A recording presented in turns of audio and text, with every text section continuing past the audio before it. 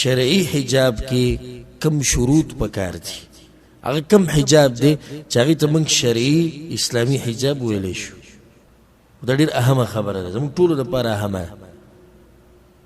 زما د بیان چې اوري بهر کیدی شي هغه خو یا زنانۍ یو هغه پخپله اوري یا نارینۍ هغه اوري دلته چې کوم ملګري موږ سره ناست دي دوی چې واوري د هر چا په کور کې مور شتي خور شتي لور شتي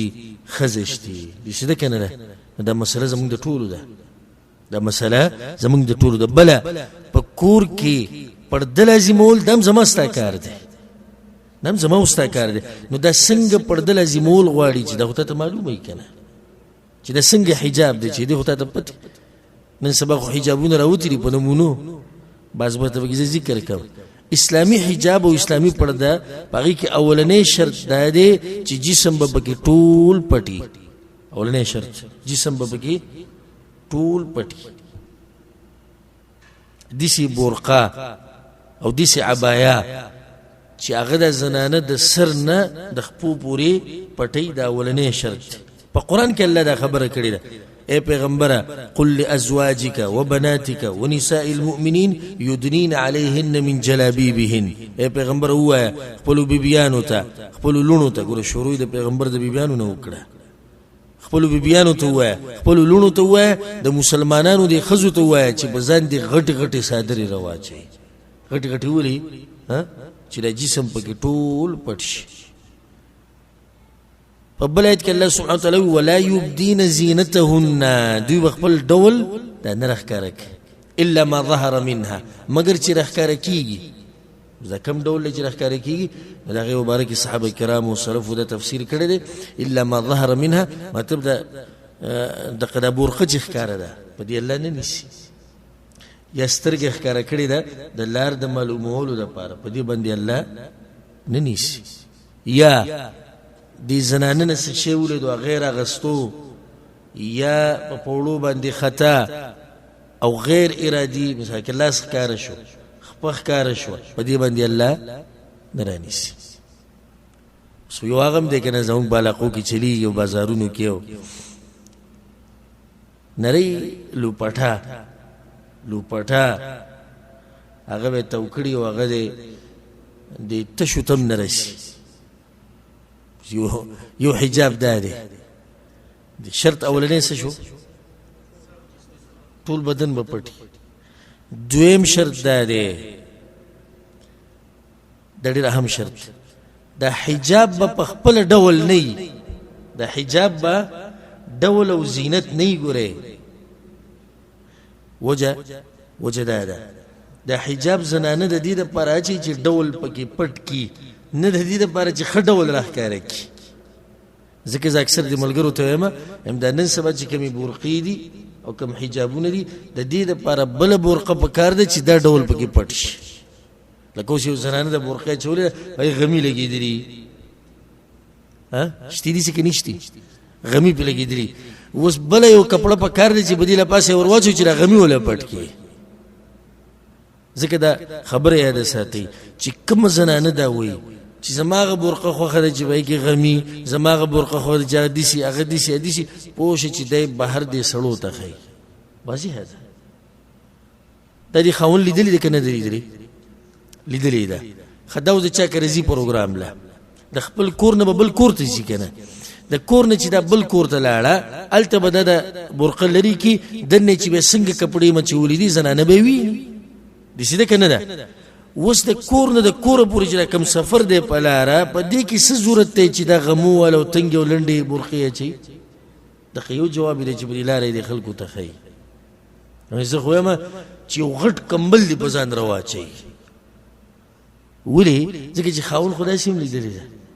که دا و چې هلته به ښځې مایني دغه کمبل لرې که ښځې به دې ویني که نه ښځې خو به تا په هر حال باندې ویني او مقصد هم دا دی ته که ځان ښایسته کوې خو یا به یې خاوند ته ښایسته کوې دې ښځې ته موږ وایو یا به یې چا ته ښایسته کوې د نورو زنانو ته او هغه حاصل دی خو په دې منځ کې ته چا ته ځان ښایسته کوې په دې ګاډي کې چې ته روان یې چا ته ځان ښایسته کوې په دې لاره چې ته روان یې لاره او کوڅه کې ته چا ته ځان ښایسته کوې نو چې دا دغه په خپله زینت نه وي الله په قرآن کې دا خبره کړې ده وقرن في بيوتكن ولا تبرجن تبرج الجاهلية الأولى. یو ناشنا حدیث ته زه بیان کوم پیغمبر صلی الله علیه وسلم وی د درې کسانو خو د سره تپوس مکوه. د پیغمبر د حدیث الفاظ امام حاکم د حدیث راوړی او امام احمد بن حنبل رحم الله راوړی وی د درې کسانو خو د سره تپوس مکوه. یعنی مطلب دا خو داسې تباشوي دي تپوس مکوه. اولنې رجل فارق الجماعه وعصى امامه ومات عاصيا. یو سړی دی د مسلمانانو د ټولګي نه بغاوت کو، مسلمان باچا خبره ونه منله او قشن مړ شو، بیعت مات کو. دویم کم یو دی هغه وینځه او هغه مری چې د خپل سید نه تښتېدلی دي او مړ شو. او دریم دې ته غوږ کېدی او هغه ښځه چې خاونې تللی دی بهر ته، خاونې تللی دی بهر ته، رسول صلی الله علیه وسلم وایي قد کفاها مؤنة الدنیا. هغه غریب بهر ته تللی دی لپاره دنیا ګټي، بهر ته تللی دی لپاره څه کوي؟ دنیا ګټي، د دې حاجتونه پوره کوي. فتبرجت بعده. هغه غریب په مزدورو کې دی او بهر دی د کور نه او دې ډول او سینګار کړی دی بهر ګرځي. فلا تسأل عنهم. پیغمبر وایي د دوی تپوس مه کوئ. دا زنانه د چې ښایسته برقې اچي او پړقېدونکي او پلانې ډیزاین د پلانې دوی چا ته اچي. دریم شرط دا دی چې دا حجاب به پیړي نری بنئ، حجاب به پیړي نری بنئ. اوس یو زنانه ده په ځاني ښکلی مثال دی، د یو مثال چې زه په هر ځای کې ذکر کوم تاسو مخې ته به راشي. تقدامات چې لږ ساعت مخکې لوپټه ووي، لاندې بدن خو پرېږدی تشو نه لاندې خو بلکل ښکاره دی، خو دې چې په دې سینه باندې راچولی ده او په دې غاړه هغه پکې هم ښکاري. نو کم سے کم داسې کپړه پکار ده چې دننه جسم پکې نه ښکاري. او دې کې ته یو حدیث ویم پیغمبر صلی الله علیه وسلم وایي په صحیح مسلم کې دا حدیث سيكون في آخر أمتي، زما په امت کې به آخري وخت کې داسې زنانه پیدا کېږي نساء کاسیات عاریات. زنانه به کپړې به اغوستي او لغړې به کپړې به اغوستي لغړې به. څه مطلب دی چې کپړې به چولي خو ښکاري به، نو دا پکې نه رالو. پیغمبر صلی الله علیه وسلم وی په روایت کې سره دام راځي مائلات ممیلات، ځان ته به نارینه راکاږي او په خپله به هم هغوی ته کږي، هغوی به هم راکږی ځان ته او دا به ورته هم کږي. دې دپاره خو د لباس داسې اچولی. پیغمبر صلی الله علیه وسلم وی جنت ته ننوته خو پرېږده د جنت خوشبو به هم په دې زنانو نه لګي. دا څویم شرط شو. دریم څلورم شرط دا دی چې دا لباس د حجاب به تنګ نه وي، دا به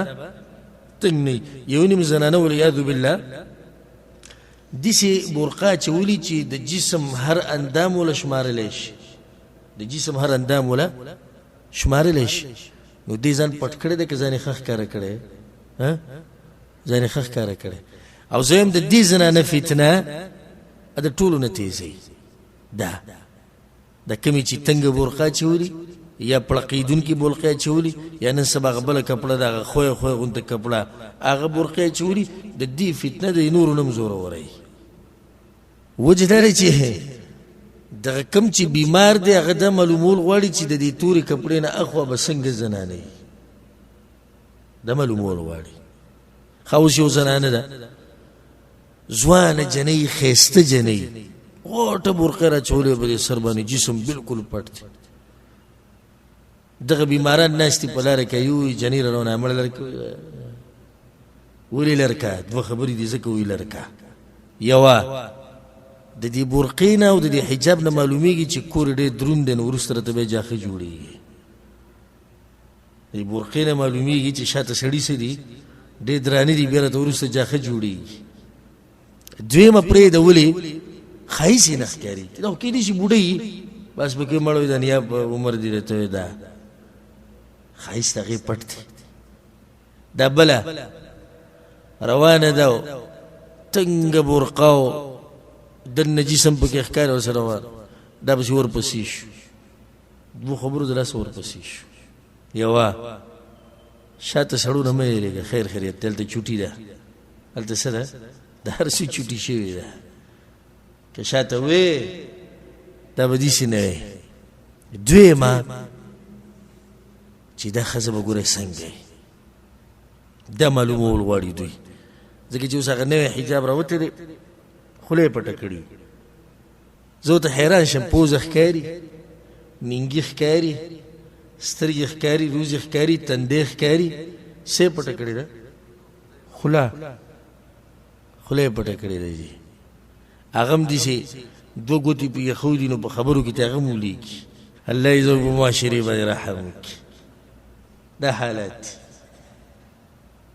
او جیوي دا زموږ کور ماشاءالله ټول پرده کوي دې ته پرده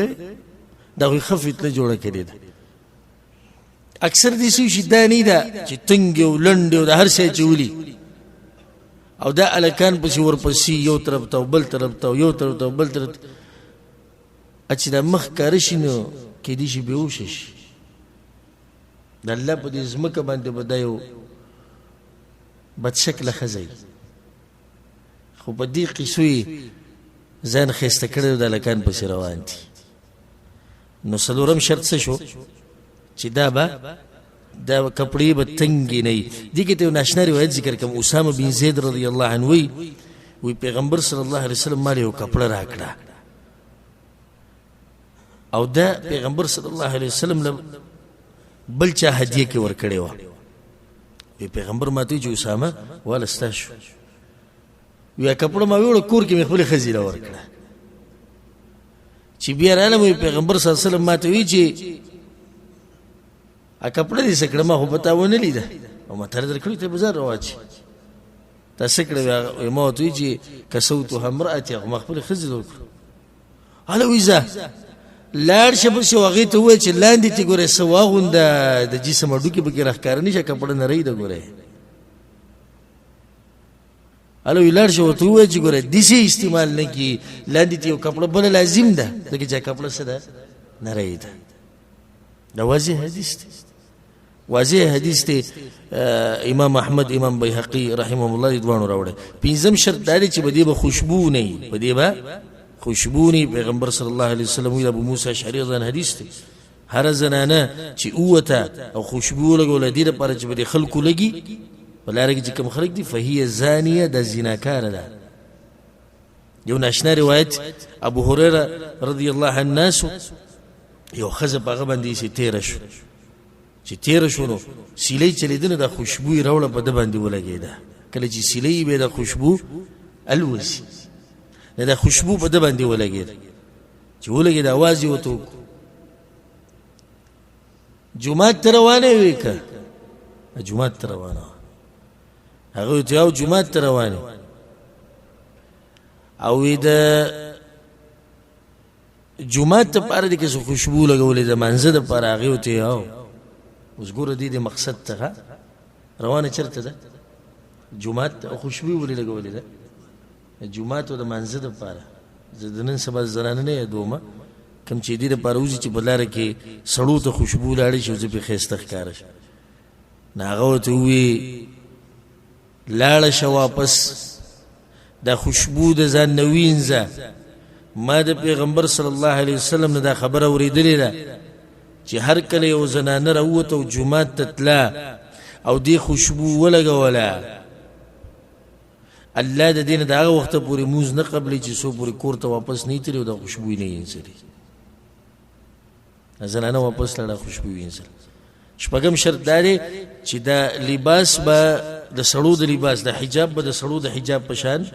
نه ځکه چې پیغمبر لعنت ویلې ده په هغه سړي چې د ښځې د لباس په شان لباس استعمالوي او په هغه ښځه چې د سړو د لباس په شان لباس استعمالوي وم شرط دا دی چې د حجاب او د کپړه او د لباس به د کافرانو د لباس په شان نه ځکه چې شریعت موږ د دین منع کړیو شریعت موږ د دین منع کړیو او دا ویلي دی پیغمبر صلی الله علیه وسلم چې چا د چا په شان ځان کو قیامت پر ورځ به د هغوی سره پاسي اتم شرط او دا به اخرنی ذکر کو چې دا به لباس الشهره نه لباس الشهره څه ته وایي لباس الشهره په عربي کې دې ته وایي چې دغه وخت د خلکو دا کپړه نه نو چې کله به کې ډېر رواني